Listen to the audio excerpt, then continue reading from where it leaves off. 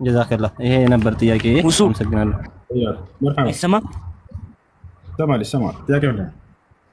የአንተን ፕሮግራም ሁሌም ነበር የምከታተለውና መስለም ፈልጌ ነበር። እሺ የምለውን ቃል አብረኸኝ የተከተልክ በል። እሺ አሽሀዱ አላ ኢላሃ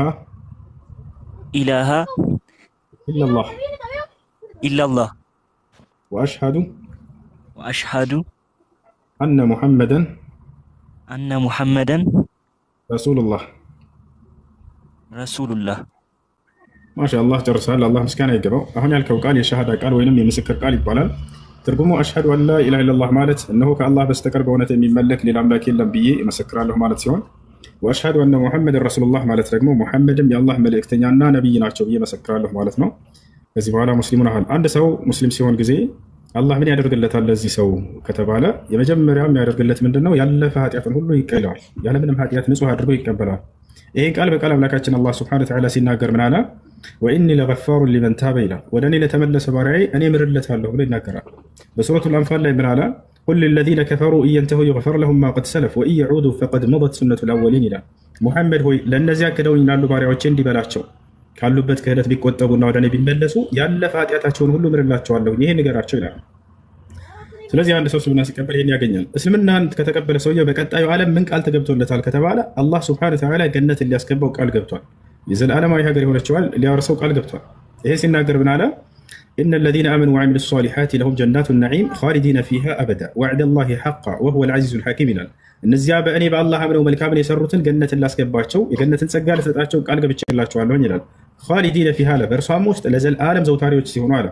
ወዐደላሂ ሐቃ የእኔ አምላካቸው የአላህ ቃልም ተፈጻሚ ነው እውነት ነው አለ።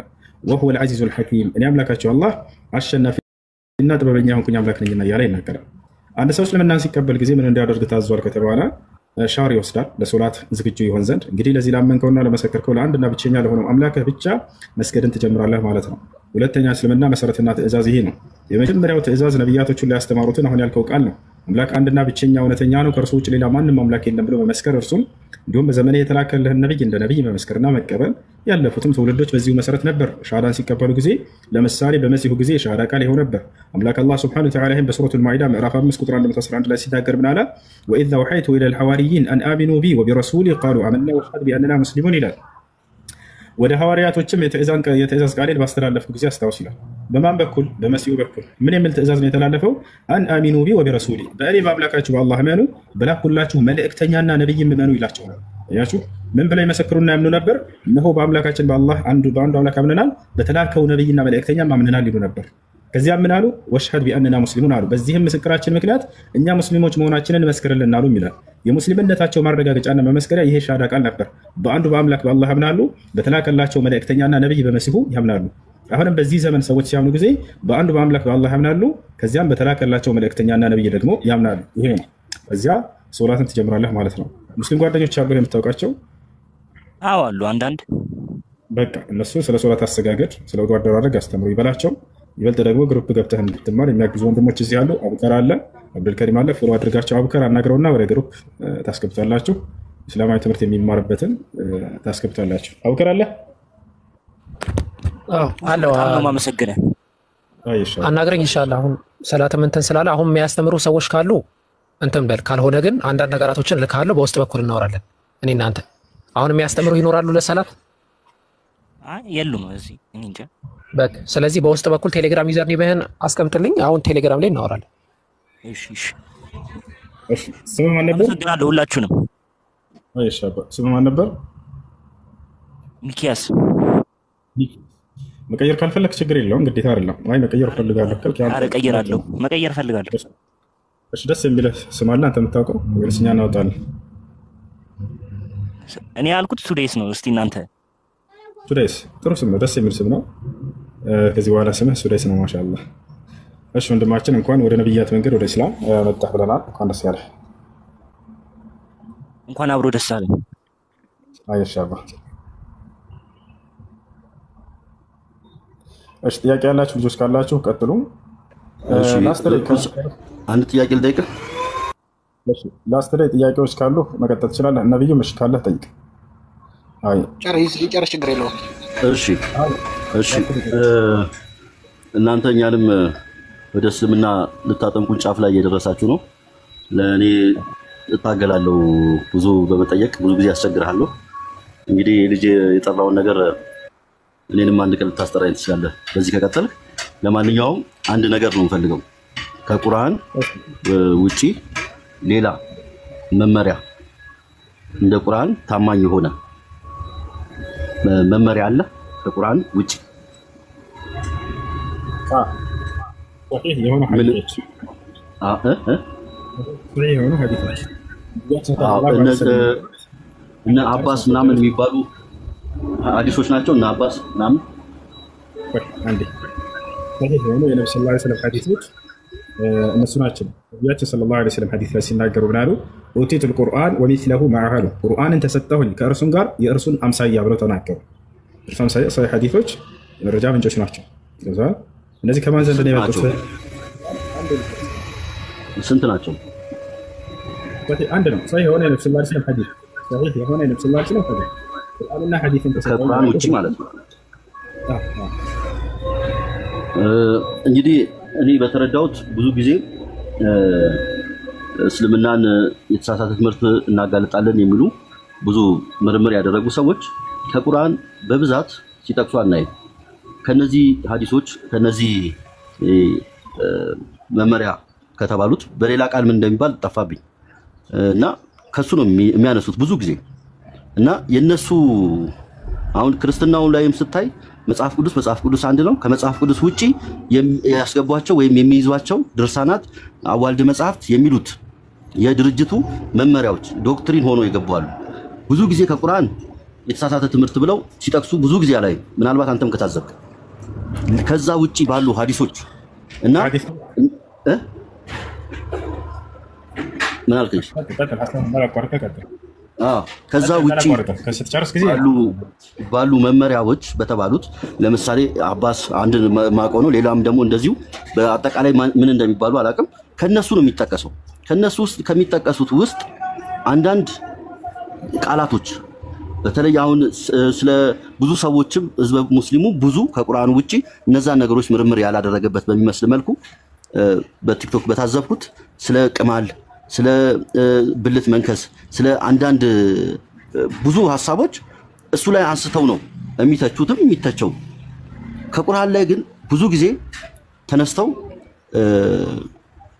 ትችት አይቻላቅም እና እነዛ ነገሮች ለምን ሊከሰቱ ቻሉ? ወይስ ሌላውስ እነዛን ነገሮች ከቁርአን ውጪ ከመቅራት ውጪ እነዛን ነገሮች ብዙ ህዝበ ሙስሊሞች ያውቃሉ ወይ? አብዛኛው ተምረውታል ወይ? ለምን አንዳንድ ኡስታዞች ሁላ አሁን ስለ ቅማል ስለተነሳው ጉዳይ ስለ ቅማል የተነሳ ጉዳይ የለም ብሎ ተከራከረ አንድ ኡስታዝ አስታውሳለሁና አንደኛው ደግሞ ኡስታዝ ይሄ ነገር አለ እዚህ ጋር ይሄ የተባለው በዚህ መልኩ ነው ብሎ ሲያስረዳ ያለው እና ይሄ ነገር እንዴት ነው ህዝቡን ለማስተማር አልተደረገም ወይ አልተሰራም ወይ ነው? እና አመሰግናለሁ። በጣም ጥሩ። አሁን ያነሳቸውን ማንሳት ይቻላል። ይኸውላችሁ ማናቸውም ሰው በእስልምና ላይ ጥያቄ አለኝ የሚል ካለ የሰማው ክፉ ነገር ካለ እዚህ ገብቶ በቃ የደበራቸው ነገር ካለ ይሄ ነገር እኔ ላይ ምሮ አልተቀበለውም፣ እንዴት የእምነት ነቢይ፣ እንዴት ከአምላክ ዘንድ የተላከ ነቢይ ወይንም እንዴት መለኮታዊ መጽሐፍቶች የተባሉ ላይ ይሄ እንዴት ሊገኝ ይችላል የሚል ሰው ማንኛውም ሰው ቅሬታ ያለው ሰው መጥቶ መጠየቅ ይችላል። ኢስላም መጠየቅ ነበርታል ተቻለ ነው ወይስአሉነከ ይላል አላህ ቁርአን ላይ በርካታ ቦታ ላይ ሙሐመድ ሆይ ሰዎች አሁን እንዲህ ብለው ይጠይቁሃል፣ እንዲህ ብለህ መልስላቸው የሚል መልስ ይልካል አላህ። አያችሁ እንዳትጠይቁ ይበላቸዋል አይደለም? ላ ይጠይቁ እነዚህ ሰዎች ይመለስላቸዋል፣ ችግር የለውም። አሁን እና እኔ የምላችሁ ምንድነው ከዚህ በፊትም ዛሬም ነገም እናገራለሁኝ። ማንኛውም ስለ እስልምና ትችት የነገራችሁ ማንኛውም ሰው ካለ ዲያቆኑ ሊሆን ይችላል፣ ቀሳውስቶችም ሊሆን ይችላሉ፣ የፕሮቴስታንት ነብይ ነን የሚሉ ሊሆን ይችላል። ማንኛውም መካሮች የነገራችሁ ካሉ የሰማችሁት ያነበባችሁት ካለ የደበራችሁ ነገር ካለ እዚህ መታችሁ መጠየቅ ትችላላችሁ። ገባችኋል አይደለ? አሁን ያነሳቸው ሁለት ነገራቶች አሉ። አንደኛ ቅማል መቅበል ነብዩ ሰለላሁ ዐለይሂ ወሰለም ላይ የሚል ነው። ሐዲሱ ላይ ቅማል የሚል ቃል አለ የለም? እሱም እንደዛ ነው። ካነት ተፍትሉ ሸዕረ ረሱል ሰለላሁ ዐለይሂ ወሰለም ይላል። ቅማል የሚል ቃል አለ ወይ? ቅማል የሚል በፍጹም የለውም። ቅማል የሚለው በራሳቸው ይጨምሩታል። ወይንም ደግሞ አላውቅም እንግሊዝኛው ትርጓሜ ላይ እንደዛ ብሎ አስቀምጦላቸው ሊሆን ይችላል። እነዚህ እንግሊዝኛ ትርጓሜዎች ማን እንደተረጎማቸው አናውቅም። ይፈቻል አይደል? ትርጓሜ ማን ነው ብላችሁ ብትጠይቁት ይሄ ሰው አያውቀውም። ተተርጉሞ ስለተቀመጠ ብቻ ነው ማለት አይደለም። ትክክለኛው የቱ ነው ከተባለ አረበኛው ሐዲስ ነው። ሐዲሱ ላይ ቢያንስ አረበኛ የሚችል ክርስቲያን ነፋል አይደለ? እስኪ እዚህ ጋር እንዳው እንግሊዝኛው ላይ እንደዚህ የሚል ቅማል የሚል አገኘ ሆይ አረበኛው ላይ ያለው ወይ ቅማል የሚል ብለህ አሳዩት፣ ጠይቁት። ሙስሊሞች ጋር ሳትመጡ ማረጋገጥ ትችላላችሁ። ቅማል የሚል ቃል ሐዲስ ላይ በፍጹም የለም። ወጣቻለ አይደል? ካነ ተፍትሉ ሸዕረ ረሱላህ ሰለላሁ ዐለይሂ ወሰለም ይላል። የነብዩ ሰለላሁ ዐለይሂ ወሰለም ጸጉር ትፈትል ነበር ይላል። ኦኬ ትፈትል ነበር የሚለውን ቅማል ነበር ስትፈትል የነበረው ብለው ይተረጉሙላቸዋል። የለም እንደዚህ የሚል ሌሎችንም ማናቸውንም የሰማችሁት ነገራቶች ካሉ ገብታችሁ መጠየቅ ትችላላችሁ። ወጣቻለ እንዳ ቢኖርስ የአንድ ነብይ የነብይነቱ ማረጋገጫ ቅማል ካለው ነብይ አይሆንም ማለት ነው? ምን አገናኘው? አሁን ነብዩ መሐመድ ሰለላሁ ዐለይሂ ወሰለም ለመተቸት የሚያነሱላችሁ ነገር ከጥላቻ የመነጩ ነገራቶች እንጂ የነብይነት መመዘኛ ሆነው ነው ወይ? እንደ እውነት የዘር ፈሳሽ ነብዩ ሰለላሁ ዐለይሂ ወሰለም የዘር ፈሳሽ እሺ ቢኖራቸውስ ነብይ የዘር ፈሳሽ የለውም? ይሄ ነብይነት ማረጋገጫ ነው። በቃ የዘር ፈሳሽ ካየ በቃ ነብይ አይደለም ይሄ። ስለዚህ ሁሉም ነብያት ነብይ አይደሉም ማለት ነው መጽሐፍ ቅዱስ ላይ። ምክንያቱም የዘር ፈሳሽ ያለው ነው ሁሉም እንዳለ ያ ነብይ ገፋቻል አይደል? የዘር ፈሳሽ እንዳላቸው መገለጹ ጥበቡ ምንድን ነው የሚል ጥያቄ ነው በቃ መሆን ያለበት። እናታችን አይሻ እዚያ ቦታ ላይ መናገር የፈለገችው መንይ እንደማይነጅስ ለመግለጽ ነበር። እሷ ያለ የገለጸችው ማለት ነው። መንይ የሚባለው ነገር እንደማይነጅስ ያንን ለመግለጽ እየተናገረች ነው። እነሱ ያዩት ምንድነው? የዘር ፈሳሽን ያንጠባጥባል ይባሉ ይሄ ነገር እንትን ይላሉ። ገባችኋል? አይ ነብይ ከሆነ የዘር ፈሳሽ ማየት የለበትም ከሆነ እሺ እሱም ሚዛን ካደረጋችሁ እንሂድ እንቀበላችሁ።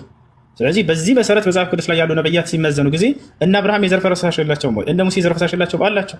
እነ ዳዊት የዘር ፈሳሽ የላቸውም? አላቸው። ስለዚህ ነብይ አይደሉም ማለት ነው? እንደዚህ አያስኬድም። አይምሮ እንዳለው ሰው ሆኑ ትልልቆች ናቸው። ይሄን ነገር የተነሳው ትምህርቱ ምን ትምህርት ለማስተላለፍ ፈልጋ ነው እናታችን አይሻ በዚህ ላይ እኛ ጋር ይሄ ሻወር የሚያስወስድ ነገር አለ፣ የማያስወስድ ነገር አለ፣ የሚነጅስ አለ፣ የማይነጅስ አለ። ይሄን ህግጋቶች አህካም አለ በእኛ ጋር። አዲስ ኪዳን ላይ ይሄን ኢየሱስ ክርስቶስ አስተምሯል ወይ? አላስተማረም። ቢያነሳ ኖሮ እነዚህ ነገራቶች ተቀምጦ ታገኙ ነበር። ስንት የዘር ፈሳሽ እንዳውም የሰው ልጅን በደንብ አድርጎ የሚያውቅ የሆነ አምላክ እንደደነገገው ኢስላምን በደንብ ትረዱበት ነበር። ስለኔ በደንብ አድርጎ ይገልጻል። ከሰው ልጅ 3 የዘር ፈሳሽ እንደሚወጡ ኢስላም ያስተምራል። መን ያለ መዚህ ያለ ወዲህ ያለ እንዴት እነዚህ ነገራቶች የሚያውቀኛ አምላክ እንደሆነ እንዳውም ትልቅ የሚያስረዳ የሆነ ማስረጃ ነው። ለቀድ አንዘልና ኢለይኩም ኪታበን ፊሂ ዚክሩኩም ይላል። በእርሱ ውስጥ የእናንተ ማንነት ውስጣችሁ አለ ይለናል። በዚህ በቁርአን ውስጥ ገብታችኋል አይደል? ያ ነው። እነዚህን ነገራቶች መጽሐፍ ቅዱስ ያውቃቸዋል ወይ? አያውቃቸውም። 3 የዘር ፈሳሽ እንዳለ መጽሐፍ ቅዱስ ይናገራል? አይናገርም። ነገር ግን የተለያዩ ሆነው ሲወጣ በተጨባጭም የምናያቸው ነገራቶች ኢስላም ገልጿቸው እናገኛለን። መንይ አለ። መንይ የሚባለው ምንድን ነው? በግብረ ስጋ ግንኙነት ጊዜ የሚወጣው የፈሳሽ አይነት ነው። እሱ መንይ ይባላል። ወይንም ደግሞ ሰውየው እንቅልፉን ተኝቶ የሚወጣው የዘር ፈሳሽ አንድ አይነት የዘር ፈሳሽ ነው። እነዚህን መንይ ብለው ይጠራቸዋል። ሁለተኛ የዘር ፈሳሽ ደግሞ ግንኙነት ሳታደርጉ የሚወጣችሁ አለ። ሁላችሁም እንደምታውቁት ስሜታዊ ነገር አስባችሁ ወይንም ስሜታዊ ነገር አይታችሁ ወይንም ባልና ሚስት ሲላፉ ጊዜ ያለምንም ግንኙነት የሚወጣ አለ። እሱ ደግሞ የተለየ የዘር ፈሳሽ ነው ከግንኙነት ከሚወጣው በተለየ መልኩ። እሱ ደግሞ መዝይ ይባላል። አያችሁ፣ ይሄም የራሱ ህግ እንዳለው ኢስላም ያስቀምጣል። ወዲህ የሚባል አለ ደግሞ። ይሄ ደግሞ የድካም ስሜት ተሰምቷችሁ ከሽንት በኋላ ተከትሎ የሚወጣ ነጭ የዘር ፈሳሽ አለ። እሱ እንዲሁ ሌላ የተለየ። አያችሁት፣ አወጣጣቸውም ከለራቸው ሁሉ ነገሩ ይለያያል። ይህን ህግጋቱን ኢስላም በደንብ አድርጎ መግለጹ የሰው ልጅን ማንነት የሚያውቅ የሆነ አምላክ እንደደነገገው ይህን ኢስላም የዛኔ የተረዳላቸው። ነገር ግን 3ቱን መጽሐፍ ቅዱስ ላይ ታገኛቸውም። በምን መልኩ ሰውዬው መስራት እንዳለበት እንዴት እንደሆኑ እነዚህንም ከሰው ልጆች የሚወጡን አያውቃቸውም። የተጨማሪ እውቀት አገኘንበት እዚህ ጋር ይህንን ነገር እንዳውም የሚያስደንቅ ነገር ነው ብሎ ተደንቆ ማለት ሲገባ መሐመድ የዘር ፈሳሽ አንጠባጥባል። ምንድን ነው? እናንተ አታንጠባጥቡም እንዴ? ነቢያት አያንጠባጥቡም እንዴ? የዘር ፈሳሽ የላቸውም እንዴ? የላቸውም እንዴ? በደንብ አላቸው እኮ። ይሄ ነብይነት መመዘኛ ሚዛን ነው አይደለም? ከዚህ የተወሳው መወሳት የተፈለገው ነገር ምንድን ነው? እንደማይነጅስ ለመግለጽ ነው። እንደማይነጅስ እየገለጸች ነው እናታችን አይሻ ይሄን እየተናገረች ያለች። መሐመድ ቅማል አለው ራሱ ላይ ቅማል የሚል ቃል የለም። እንደው ቢኖርስ አንድ ነብይ ቅማል ካለው ነብይ አይደለም ማለት ነው? እና እያስተዋለ ነው። ጥያቄዎች ካላችሁ መታች መጠየቅ ትችላላችሁ። ችግር የለውም። ይሄ ነገር ለምን ሁሱ እና በዚህ መልኩ አንዴ ምን ልጠይቅህ ማለት ይቅርታ ሁስ፣ እኔ ይህንን ሀሳብ ያነሳሁት ከዚህ አንጻር አይደለም። አንተ ሳይሆን ከቁርአን ውጭ በተጻፉ መመሪያዎች ላይ ነው ብዙ ጊዜ ትችት የሚመጣው እና አሁን እንደ ምሳሌ ነው እነዚህ እንትን ያልኩት። ብዙ የሚያነሷቸው ነገሮች አሉ እና ያ ነገር ያ የታመነ እንደ ቁርአን የታመነ ነው። አዎ ከሆነ ይህንን ነገሮች በሙሉ ለህዝቡ የተማረበትን አሁን ለምሳሌ ክፍተት የሚፈጥረው 2 አይነት ሀሳቦች ሲመጣ፣ ሁለተኛ አንተ እንዳልከው እንግሊዘኛ በአብዛኛው የሚጠቀሙት እንግሊዘኛ ቃሉን ነው። እንግሊዘኛ ከሆነ ደግሞ ትክክለኛው አረብኛው ስንት ናቸው ወይስ ተጨማሪም ይግባ እና ቀምሱ ተቃዋሚ ሰው የፈለገውን ነገር ጨምሮም ኤዲትም ማድረግ ይችላል ያለ ነገር ነው። ግን ከዛ ይልቅ እነዚህ ቁርአንን እናገኘዋለን። እነዚህን መጽሐፍቶች ግን ከዛ ውጭ ያሉትን መመሪያ መጽሐፍቶች የት ነው መገኘት የሚችሉት? ትክክለኛው ከየት ነው ማግኘት የምንችለው? ቁርአን በአማርኛ ተተርጉሟል፣ ለህዝብ ጥሩ ነው። እነዚህስ ደግሞ ተተርጉመው ሐዲሶች አሉ። እነዚህ ሐዲሶች ይገኛሉ እኮ አሁን እዚያው ላይ ያሉት ትክክል ናቸው። ሐዲሶች ተቀምጠው ያሉት አረበኛዎች ትክክል ናቸው። ገብቶሃል አይደለ? አሁን ትርጉማቸው ላይ እዚህ ጋር ያንተ ያልተረዳችሁትና ያልተቀበላችሁት ነገር ይሄ እንዴት ሊሆን ይችላል የምትሉት ነገር ካለ ኢስላም አላገራቸውም፣ መጠየቅ ትችላላችሁ። ኢስላም ጋር መጣ ይሄ ነገር እንዴት ነው ብሎ ቢጠይቅ አንድ ሰው ችግር የለውም። ገብቶሃል? መጽሐፉ አለ ወይ በአማርኛ እንደ ቁርአን ወይ አፕሊኬሽን አለ ወይ? በአፕሊኬሽን እስካሁን ተዘጋጅቶ ላይ በአማርኛ ተርጉሞ ሐዲሶች እስካሁን ድረስ ተዘጋጅቶ ላይ ኢንሻአላህ ወደፊት የሚታሰብበት። እሺ ከሐዲሶችስ አይለዩም? ለምሳሌ ሐዲስ የሚባለው አንድ ብቁ የሆነ ሰው የሚያስተምረው ትምህርትም ሐዲስ ይባላል። እነዛ በሰዓቱ ግን የተጻፉት በወቅቱም አሁን በዚህ ወቅትም ጥሩ አስተማሪ የተባለ ብቁ የተባለ ቢያስተምር ሐዲስ ይባላል። ግን በወቅቱ የተጻፉት ብቻ እነሱን ከነሱ መለየት አይቻልም። እነዛ ምንድን ነው የሚባሉት? አሁንስ አንተ ያልተረዳኸው ነገር ማስረዳ ሐዲስ ምን ማለት እንደሆነ ሐዲስ ቁርአንና ሐዲስ ቁርአን ማለት ቃሉን መልእክቱን ከአላህ ዘንድ የሆነ መለኮታዊ ቃል ነው። ሐዲስ ደግሞ መልእክቱ ከአላህ ዘንድ ነው። ቃሉን ግን ነብዩ መሐመድ ሰለላሁ ዐለይሂ ወሰለም የተናገሩት። አየህ ይሄ ነው። በዛሬ ሰው ማንኛውም ሰው የሚያወራው ሐዲስ ነው ወይ? እንደ ቋንቋ ደረጃ ሐዲስ ማለት ወሬ እንደማለት የሚያወራው ሰውዬ ዛሬ የምናወራው ያ ግን የነብዩ ሰለላሁ ዐለይሂ ወሰለም ሐዲስ ነው ማለት አይደለም። ገብቶሃል አይደል? ሐዲስ ማለት ከአላህ ዘንድ ሲሆን መልእክቱ ቃሉን ደግሞ ነብዩ መሐመድ ሰለላሁ ዐለይሂ ወሰለም የተናገሩት ይሄ ሐዲስ ይባላል። ሐዲስ ለሶስት ይከፈላል። ሱና ቀውልያ ወፊዕልያ ወተቅሪርያ በሶስት መንገድ ነብዩ ሰለላሁ ዐለይሂ ወሰለም የተናገሩት ነብዩ ሰለላሁ ዐለይሂ ወሰለም በተግባር ሲሰሩ የታዩት ልክ እንዲሁ ሌላ አካል ሲሰሩ አይተው ከአምላክ ዘንድ መልእክቱ መጥቶ ያረጋግጡት የሆነ ተግባር ወይም ንግግር እርሱ ሐዲስ ይባላል። ያ ነው። ይህ ደግሞ ሷሂህ በሆኑ መዛግብቶች ላይ ቡኻሪ ላይ ሙስሊም ላይ ሌሎችም ላይ ተቀምጦ እናገኛለን። ሷሂህ የሆኑት ሁሉ ከነብዩ ሰለላሁ ዐለይሂ ወሰለም የሆኑ ናቸው። በዚያ ላይ ማብራሪያ የሚፈልግ ካለ እዚህ ጋር አልገባኝም፣ እንዴት ነብይ ይሄን ሊያደርግ ይችላል? እንዴት ከአምላክ ዘንድ የመጣ ቃል ከሆነ ይሄ እንዴት ሊሆን ይችላል የሚል ካለ ማንኛውም ሰው በሩ አልተዘጋበትም። ጥሩ አመሰግናለሁ። እኔ የቀረኝ እሱ ላይ ምርምር ማድረግ ነው።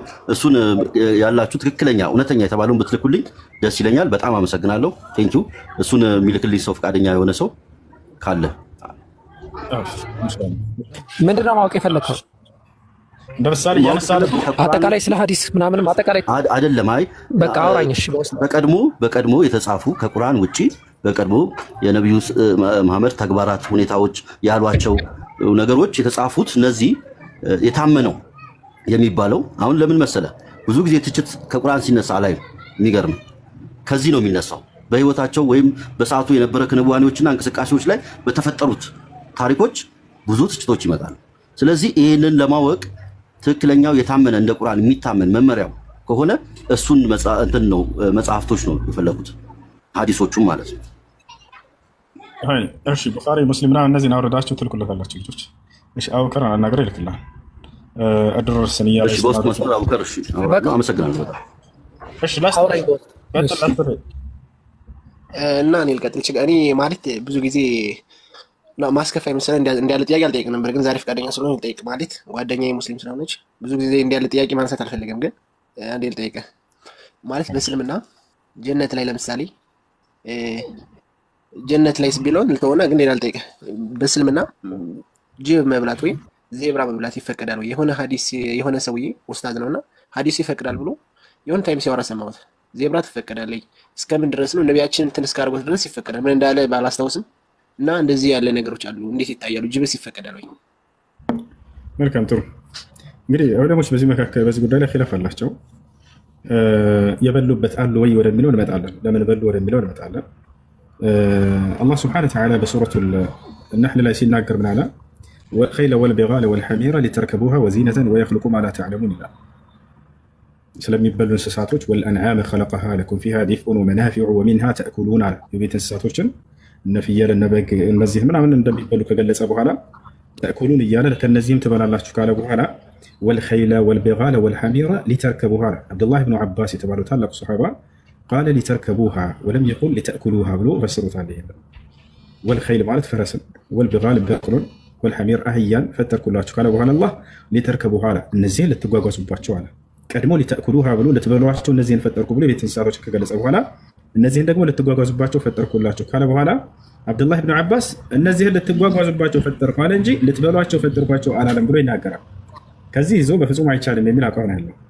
ሌሎች ደግሞ ሰሓቦች የበሉበትን ሊያነሱ ይችላሉ። እንግዲህ የበሉበት ምክንያት ሊኖረው ይችላል። እንደ ቁርአን እንደ ህግ ምን አለ መሰለህ የማይበሉ እንስሳቶችን አላህ ከገለጸ በኋላ በቁርአን ላይ በሱረቱል ማኢዳ ላይ ነገር ግን ህይወቱ አደጋ ላይ የሆነበት ሰው ካለና የተጨናነቀ ሰው ካለ ህይወቱን ለማትረፍ ያክል ከነዚህ ከተከለከሉ ነገራቶች እስኪጠግብ ሳይሆን ህጉንም ሐላል ነው እያለ የተፈቀደ ነው እያለ ሳይሆን ህይወትን ለማትረፍ ብለህ ተገደህ የምታደርገው ነገር አለ። ከዚህ አንጻር ሊሆን ይችላል።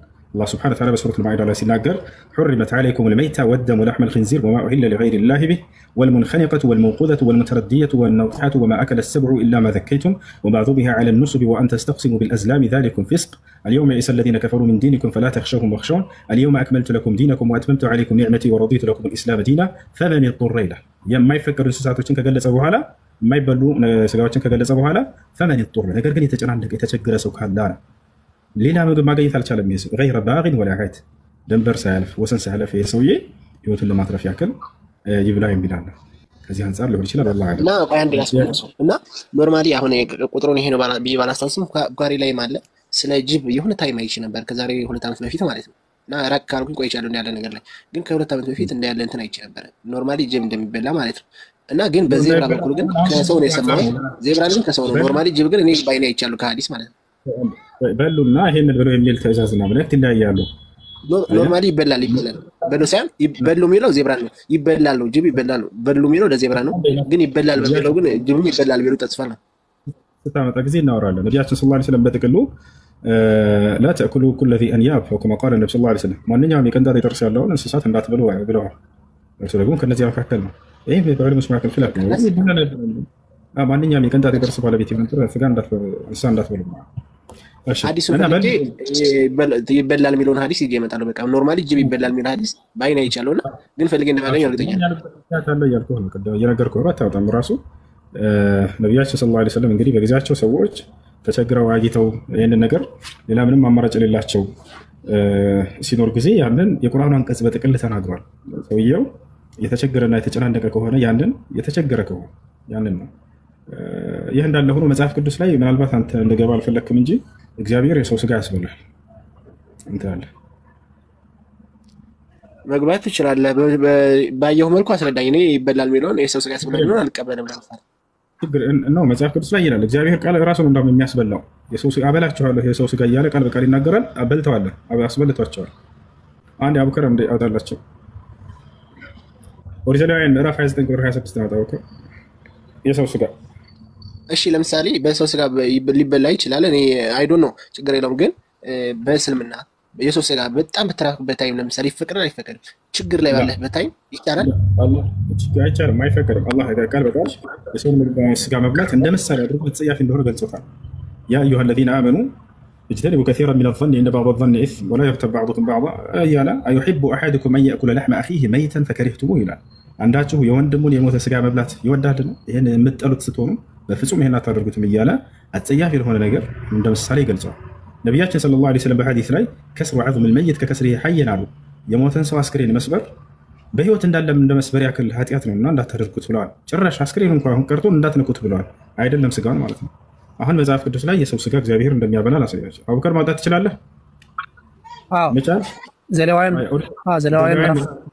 26 ቁጥር 27 ጀምረህ አውጣ።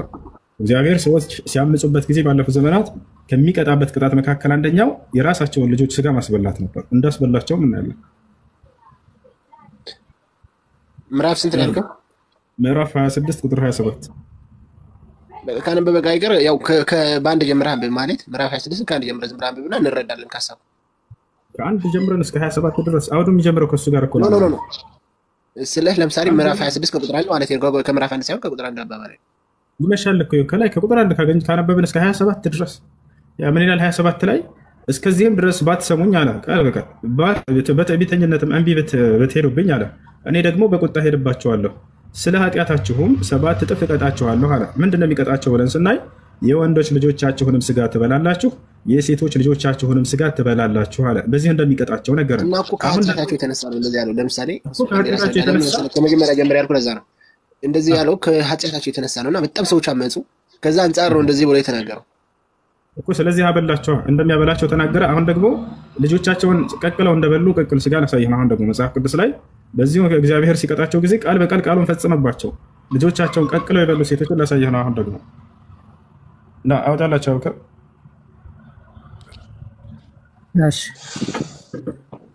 እሺ ሁለተኛ ነገሥት ምዕራፍ 6 ቁጥር 29 ሁለተኛ ነገሥት ምዕራፍ 6 ቁጥር 29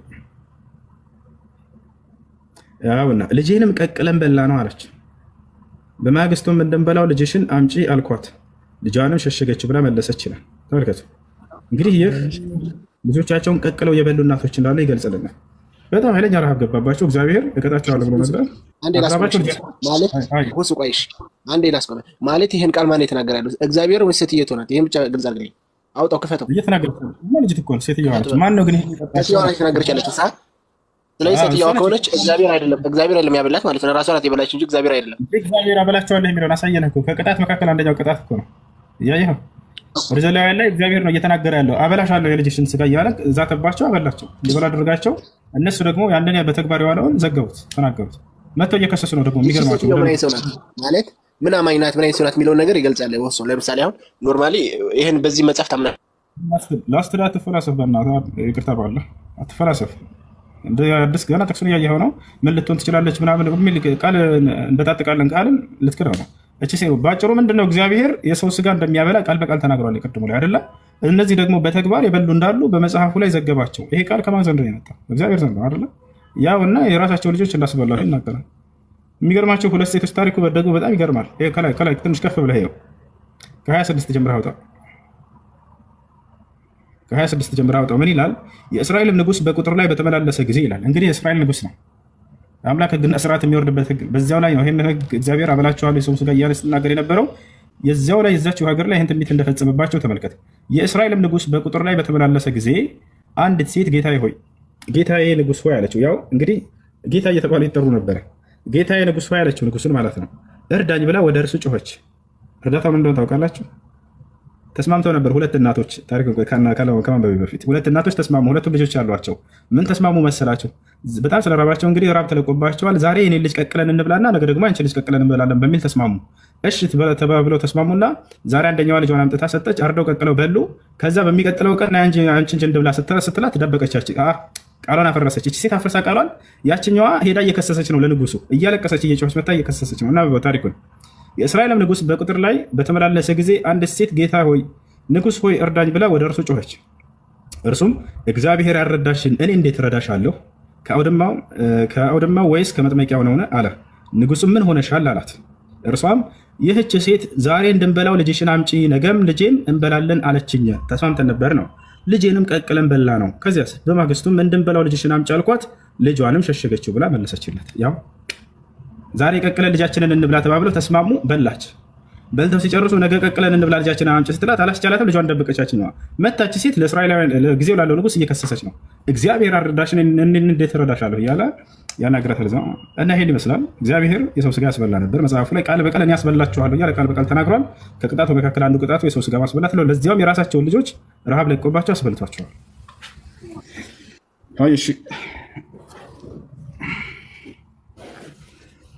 እሺ ሌላ ጥያቄ አለ? ከነቀጥሽ ሁሱ አንዴ ማለት ነው ማለት ዘሌዋውያን ያለና ይሄ እንትን አንድ ሊሆን አይችልም ማለት ዘሌዋውያን አዎ ትክክል ነው እግዚአብሔር ነው ያለው። እዚህ ጋር ግን ሰዎቹ የራሳቸውን ፍቃድ ነው እንጂ የፈጸሙት የእግዚአብሔርን ትእዛዝ አይደለም።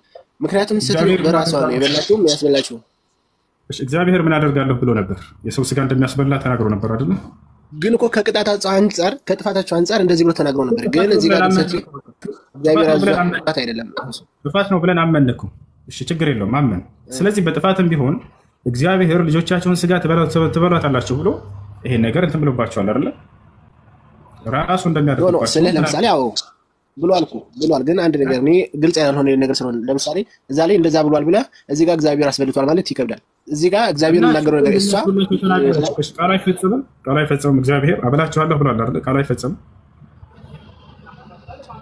ቃል ሊፈጸም ይችላል፣ ግን እሷ አዞ አይደለም ነው የተበላው። አዞ ሳይሆን በራሷ ፈቃድ ነው ለማለት ፈልጌ ነው። በራሷ ፈቃድ የሚል የለም እዚህ ቦታ ላይ ወገናችን። ምን አለ መሰለህ እነዚህ ሰዎች በአምላክ ሕግና ስርዓት የሚተዳደሩ በራሷ ፈቃድ መሆኗንማ ቃሉ ይናገራል። ራሷ ማለት ስናነበው ቃሉ ራሱ ይናገራል። እንደሚያመጣባቸው የተናገረው ማን ነው? ይህ ነገር እንደሚቀጣቸው እግዚአብሔር መጀመሪያ ዘሌዋውያን ላይ የተናገረው እግዚአብሔር ነው እንዴ እኮ። ታዲያ ይኸውልህ እግዚአብሔር የሰው ስጋ እንደሚያስበላ ቃል በቃል ራሱ ተናገረ አይደል? እሺ ግን ተፈጸመ ወይ የሚለው ነገር እንትን ይላል። ተናገረ ግን ተፈጸመ ወይ? ባይፈጸም እርቱ እሺ አልተፈጸመም የሚለውን እንውሰድ። ይሄንን ነገር ግን እሱ እግዚአብሔር የሰው ስጋ እንደሚያስበላ ተናግሯል።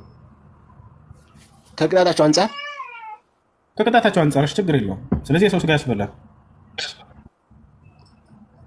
ይላል መጽሐፉ። አሜን ነው። ሌላ ጥያቄ አለ? በቃ እኔ አንዴ ልውጣ። ጥያቄ መጠየቅ ጉጉት ሳይሆን የማወቅ ጉጉት ስላለኝ ነው። ሁስ ካለ አንድ የአመለካከት ጥያቄ ልጠይቅ።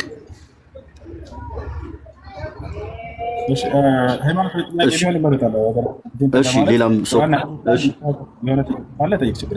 እሺ ጥያቄ ምንድነው መሰለህ? ጥያቄ በቁርአን ወይም ከቁርአን ውጪ የታመኑ መጽሐፍቶች ላይ ትችት ማለት አሉታዊ ብቻ ሳይሆን በጥያቄ ውይይት ወይም የተሳሳተ ትምህርት ብሎ መጠየቅ፣ የተሳሳተ ትምህርት ነው ብሎ ማጋለጥ፣ በደሉ ወይም ደግሞ እርምጃው፣ ውሳኔው፣ ፍርዱ የሞት ፍርድ ነው ወይንስ ደግሞ በቁርአን መሪ ወይም የእስልምና መሪ የሆኑትን ነቢይ መሳደብ የሚያስከትለው ፍርድ በእናንተ አመለካከት ወይም በአንተ አመለካከት አንድ ሰው ይሄን ነገር ቢያደርግ ፍርዱ ምንድን ነው የሚሰጠው? አሁን ባለው ህዝበ ሙስሊም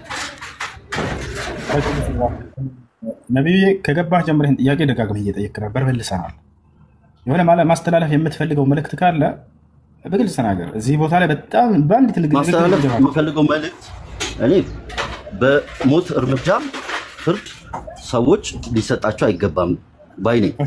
ግን በእስልምናው ወይም ትምህርቱ አንድ ሰው ነብዩ ወይም ታማኝ የሆኑ መሪዎቹ መሳደብ ፍርድ ያሰጠዋል። ፍርዱስ ምንድነው ነው ጥያቄ። እናስተምረዋለን። ሰው ተናገረው ስተት ካለን ግልጽ ብታለን እናስተምረዋለን። ያ ነው አትሳደብ፣ ተው፣ ጥሩ አይደለም ብለን እናስተምረዋለን። ይሄ ነው። ሌላ ጥያቄ አለ ወይንስ ወደ ሌሎች እንሂድ? ስለዚህ ግድያ ወይም ሌላ እርምጃ ተገቢ አይደለም ብለህ ነው የምታምነው? አዎ እናስተምረዋለን። አመሰግናለሁ። ኤልያስ ሰላም፣ እንዴት ነህ? ኤልያስ ወጥቷል። ዩዘር ክርስቲያኖች ካላችሁ መናገር ትችላላችሁ።